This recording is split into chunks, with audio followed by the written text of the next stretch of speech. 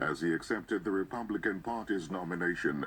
Mr. Trump spoke for more than an hour outside the White House in front of a tightly packed crowd.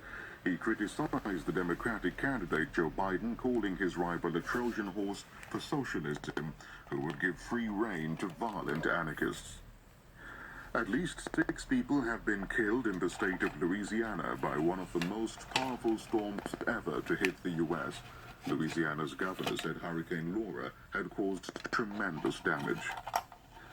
The North Korean leader Kim Jong-un has visited an area hit by Typhoon Barbie and called on farmers to minimize damage to this year's rice harvest. There are fears the storm would destroy crops, leading millions to go hungry.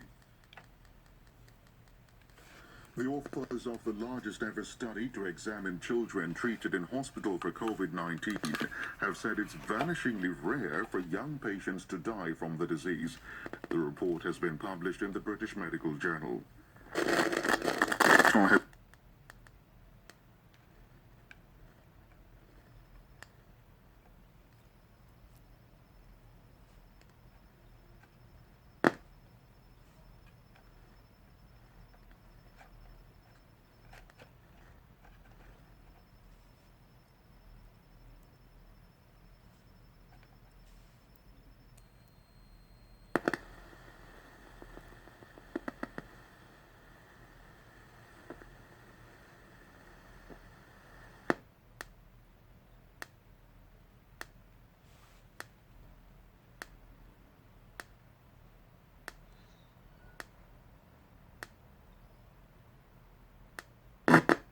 Much for that news update. Hello, welcome. This is Newsday from the BBC World Service with Kani Shab and Alan Kasuja.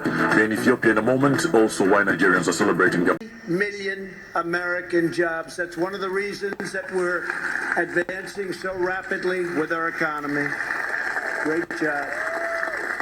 As a result, we have seen the smallest economic contraction of any major Western nation, and we are recovering at a much faster rate than anybody.